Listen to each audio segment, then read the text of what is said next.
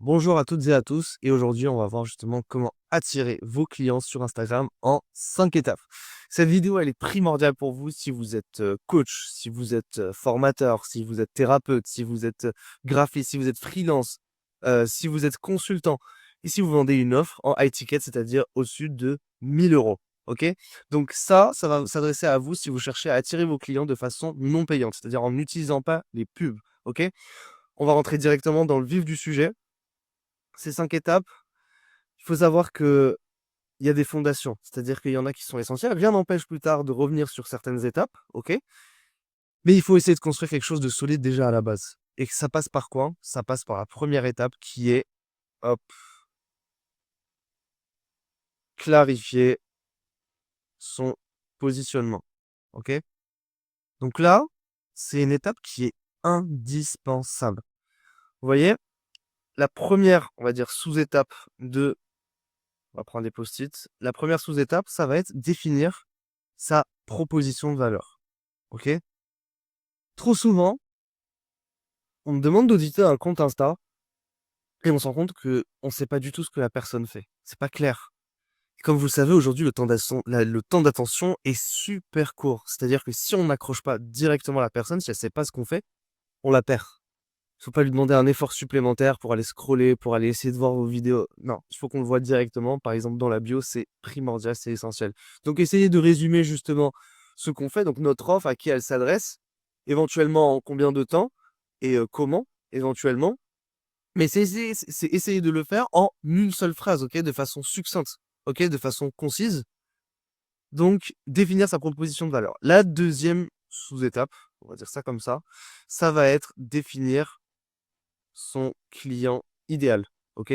Donc là, on va essayer de définir son avatar client, son persona, son ICP, IFP. IFP, Ideal Follower Profile, appelez-le comme vous voulez, mais il faut qu'on sache à qui on s'adresse. Et c'est vraiment un euphémisme de dire ça, parce qu'il faut qu'on rentre dans la tête de notre client idéal. C'est quoi ses motivations? C'est quoi ses croyances? C'est quoi sa douleur? C'est quoi ses frustrations? Tout un tas d'exemples, tout un tas de choses que l'on va essayer de comprendre qui vont nous permettre, nous, d'ajuster notre message et faire en sorte qu'il soit impactant. C'est super important. Ça, définir son client idéal, c'est sans ça, il y a pas. Sans ça, ça sert à rien du tout. OK? Donc, la troisième étape, la troisième sous-étape, on va dire ça comme ça va être justement de définir, identifier, plutôt on va mettre les acteurs de sa niche. OK? Donc, les acteurs de sa niche, c'est essayer de voir quelles sont les personnes qui vont évoluer pardon, dans notre activité. Donc, les concurrents directs, indirects, concurrents de substitution, les sources d'autorité. OK? Vraiment essayer de voir qui compose notre écosystème. C'est super important. C'est super important parce que ça va nous permettre à la fois de voir nous comment on se situe et voir également comment ils s'adressent à notre cible. Comment ils structurent leur message. OK? C'est très important cette étape aussi. De toute façon, tout ce qu'on verra est très important et je risque de le rappeler à chaque fois. La quatrième étape, quatrième sous-étape, ça va être de définir son essence de marque.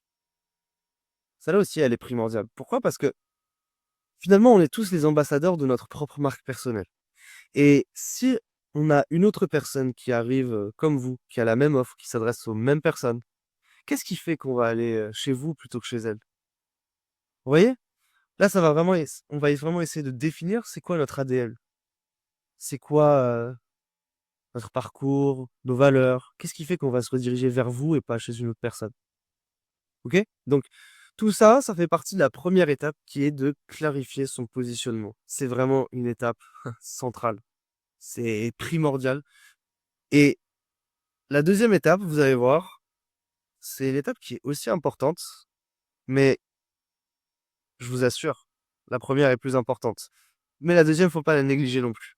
C'est définir sa signature visuelle.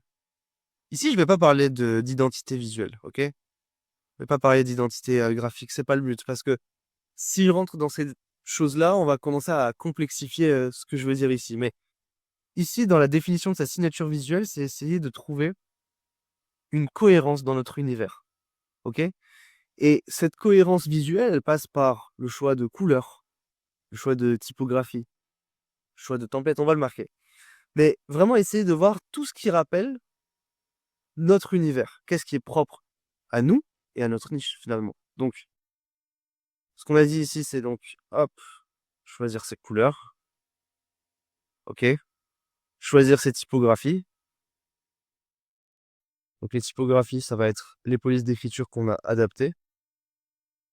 Ça, vous pouvez le faire par un graphiste, mais c'est pas obligatoire. C'est pas obligatoire. Le but ici, c'est vraiment essayer de trouver ce qui va nous faire entrer dans votre signature, dans votre univers visuel. On n'est pas obligé de passer par des choses ultra complexes. Donc, ici, on va mettre aussi, donc, créer ses templates. OK? Et alors, template, je parle de quoi? Je vais vous dire ça tout de suite. On parle ici, on va laisser ça un peu, hop. On parle ici des carousels. On parle de couverture de réel. Hop. On va parler de story. Hop.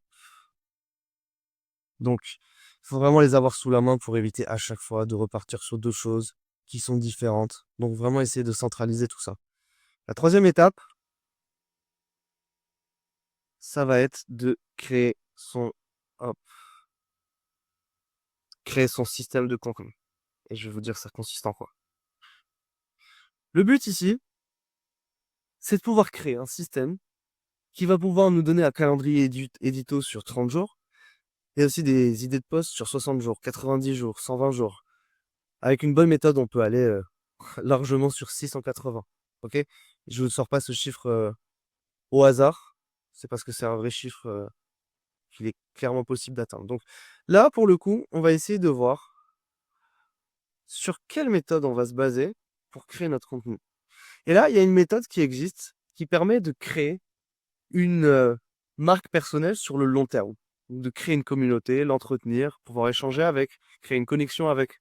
Et cette méthode, ça va être la méthode KLT. OK? Je vais le mettre là. Hop. La méthode KLT, je vais le mettre juste ici, comme ça on va comprendre. On va changer de couleur. Voilà, la méthode KLT. On va le mettre là plutôt. La méthode KLT, elle va nous permettre de définir des piliers de contenu. OK? Choisir ces piliers de contenu. Hop. On va mettre définir plutôt. Définir ces piliers de contenu. Les piliers de contenu de la méthode KLT, ça va être des piliers de type now, ici like, et ici, ça va être trust.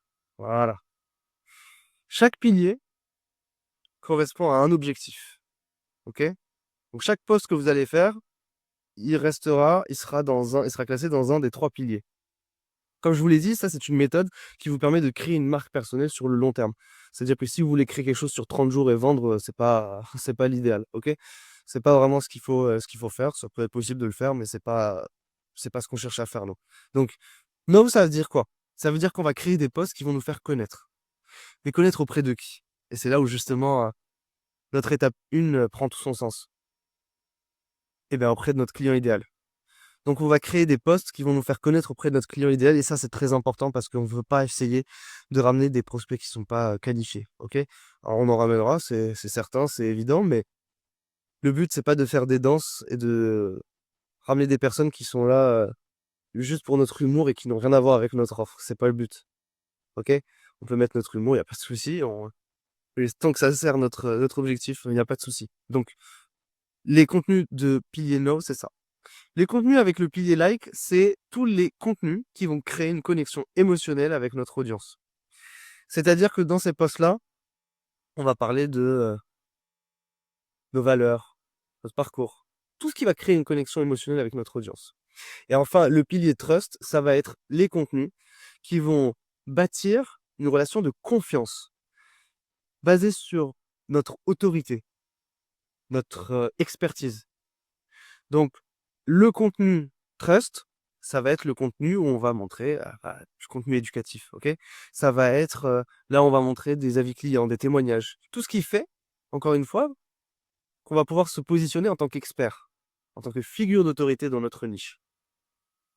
Une fois qu'on a défini notre pilier de contenu, enfin nos piliers de contenu, on va définir nos thématiques.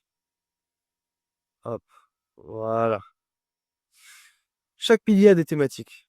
Vous allez voir que ce système de contenu, c'est un système sur 3 niveaux. Vous allez comprendre. Premier niveau, c'était les piliers de contenu. Deuxième niveau, c'est les thématiques. Donc, chaque pilier a des thématiques. OK? On va définir donc des thématiques pour le pilier Now. Ça va être quoi? Ça va être des thématiques comme les douleurs de mon client idéal. Ça va être une thématique comme ses motivations, ses croyances. Vous voyez, ça va nous permettre de structurer notre contenu. OK? Et dans le pilier like, on va pouvoir retrouver, comme je vous le disais tout à l'heure, des thématiques comme mon parcours, mes valeurs, mon histoire. OK? Tout ce qui fait, encore une fois, qu'on va pouvoir s'attacher émotionnellement à notre audience, qui va faire qu'elle va s'accrocher à nous et qu'elle va connecter. Pour le pilier trust, là, pour le coup, c'est propre à votre niche. Donc, là, c'est tout ce qui va nous positionner en tant qu'expert. Par exemple, si on est coach fitness, bah, une thématique de trust, ça va être la nutrition. OK? Ça va être le mindset. C'est une autre thématique. D'accord? Une fois qu'on a défini nos thématiques, on passe sur nos idées de poste. Trouver ces idées de poste. OK? Une fois qu'on aura fait ce système de contenu à 3 niveaux, on sera beaucoup plus structuré. On saura que chaque poste, eh ben, il provient d'une thématique qui elle-même provient d'un pilier. Chaque pilier a un objectif qui est décomposé en plusieurs thématiques. Comprenez? Déjà, à partir de là, on a bien tout structuré. Et une fois qu'on a notre système de contenu sur trois niveaux, eh ben, on va essayer de trouver un moyen d'avoir des idées de poste en illimité. On va mettre, hop, structurer une boîte à idées. Voilà. Faut toujours qu'on soit alimenté en idées de contenu. OK? C'est super important. Une fois qu'on a ce système en 3 niveaux, il faut quelque chose qui l'alimente. OK? Et aujourd'hui, avec l'intelligence artificielle, bah, on a, on a une source d'idées infinie. Infinie. Vraiment, c'est quelque chose qu'on a à disposition aujourd'hui. On a énormément de chance d'avoir ça. Étape numéro 4. Hop. L'étape numéro 4, ça va être attirer naturellement ses clients. OK? Donc, on a beau avoir toutes les bonnes idées du monde, si le poste en lui-même n'est pas bon, ça servira à rien. OK? Donc là, le but, c'est forcément d'apprendre à faire du contenu qui a de bons hooks, bonnes descriptions, des bons CTA. Donc là, c'est se familiariser avec toutes les notions de base d'Instagram. OK? Et là, je vais mettre des petits post-it pour qu'on comprenne bien. Hop. Les hooks, les cuts, description, les CTA, etc. OK? On peut parler aussi du son, il faut qu'il soit soigné. Ça, tout ça, se familiariser avec toutes les notions de base d'Instagram, ça va nous permettre de mettre, d'exploiter en fait toutes nos idées de contenu et d'en faire des choses qui parlent. OK? Mais quelque chose de très important et qui est forcément oublié, c'est la création des lead magnets. Alors, c'est quoi un lead magnet? Alors, on va traduire lead magnet par aimant à prospect. Ça va être quelque chose qu'on va offrir gratuitement à notre audience en échange de ses coordonnées. Donc, ça peut être email, qu'on va pouvoir exploiter par la suite avec de l'emailing. C'est possible. Ça peut être aussi juste leur profil Insta pour qu'on puisse justement démarrer une conversation avec eux et procéder à la phase de vente. La particularité du lead magnet, et qu'il faut vraiment incorporer, c'est qu'il faut qu'il réponde à un problème profond de notre client idéal. C'est-à-dire que si on offre une ressource qui n'a rien à voir, on va se retrouver avec des prospects qui sont pas du tout qualifiés, qui sont pas là pour les bonnes raisons. D'accord? Je peux pas être coach fitness et offrir une ressource gratuite. Enfin, je peux, hein, mais ce sera pas un lead magnet du coup. Et créer donc un lead magnet sur les automatisations et sur l'IA alors que ça n'a rien à voir. Alors, on va avoir que des personnes qui sont là, mais pour les mauvaises raisons. D'accord? Donc, c'est des ressources gratuites qu'on donne en échange des coordonnées et qui répondent aux problèmes profonds de notre client idéal. Pour comprendre ça, il faut que, avant de passer à l'étape 5, qui est la dernière étape, qui vous apparaîtra toute logique, hop, on en parlera juste après. Je suis obligé de vous parler un peu des tunnels de vente. Ok? Un tunnel de vente, et je déteste cette expression parce que je trouve que ça nous réduit à des hamsters dans des roues, dans des labyrinthes. Mais c'est le terme marketing. Le tunnel de vente, c'est ce qui va faire passer donc une partie, donc une partie de l'audience sur Instagram en acheteur. Ok? Donc c'est tout le chemin que va parcourir une personne pour devenir acheteur. Ok? Et là, je vais schématiser, mais de façon très grossière, c'est caricatural. Ici, on a le lead magnet. Il y a beaucoup plus d'étapes, hein. Normalement, on détaille les étapes, mais hop, voilà. C'est simple. Vous avez justement une audience Instagram que vous allez qualifier par la suite avec le lead magnet. Et une fois que vous les avez qualifiés, vous savez qu'ils peuvent potentiellement être acheteurs de votre offre. Et là, vous démarrez une conversation avec eux, vous les redirigez vers une page de vente. D'accord? Voilà le chemin. Et voilà pourquoi le lead magnet est absolument primordial. On ne peut pas arriver sur Instagram et commencer à parler de notre offre en espérant que quelqu'un vienne acheter. C'est pas possible. Ça n'existe pas. Ça n'existe pas. Donc forcément, tout l'enjeu, il se trouve ici. C'est essayer de ramener un maximum de personnes sur le lead magnet, ok, pour qu'ensuite les convertir en acheteurs dans la phase de vente. Donc, comment on fait ça? Il y a deux moyens, et j'en ai parlé un peu au début. C'est soit passer par du payant, donc avec des pubs, et nous, ça ne nous concerne pas, soit passer par de l'organique. Et donc, tout l'enjeu de ce système, dont on parle depuis tout à l'heure, c'est de ramener du trafic ici, ok? Donc, du trafic organique. Et donc, pour faire ça, on est obligé de passer par la dernière étape, qui est analyser son contenu. Ça, c'est super important. Au bout de 30 jours, vous avez testé vos trucs, vous avez testé vos posts, c'est parfait. Maintenant, il est temps de voir ce qui a marché, ce qui n'a pas marché. Ok, donc là, on va analyser des métriques. Et là, dans les métriques qu'on va analyser, ça va être, hop, on va mettre les vues, on est d'accord. Ça va être les likes, ça va être les commentaires, ça va être les enregistrements. On va mettre juste save. Hop. Ça va être les partages. Et il y en a un sixième qui est super important, c'est le taux de vue après 3 secondes. Et si vous avez bien suivi, vous allez comprendre pourquoi, parce que ce taux de vue après 3 secondes, il permet de définir si notre hook a été bon. Et à partir justement de toutes ces métriques, on va pouvoir améliorer ce qui marchait pas trop, voire l'éliminer hein, si on voit que c'est pas du tout pertinent. Améliorer ce qui ne marchait pas. Bon, on va mettre optimiser pour que vous compreniez mieux tout ça. On va optimiser. C'est-à-dire qu'on va, ce qui a marché, on va le reproduire. On va même lui aussi l'améliorer. Ce qui a pas trop marché, voire pas marché, on l'élimine. Ok? On sait ce qu'il faudra pas reproduire. Donc, tout ça, c'est vos 5 étapes pour attirer vos clients sur Instagram en 5 étapes. Suivez cette méthode, suivez cette structure et je vous assure que vous aurez des résultats. N'hésitez pas à m'envoyer un DM si vous avez des questions et puis je vous dis à plus tard. Ciao.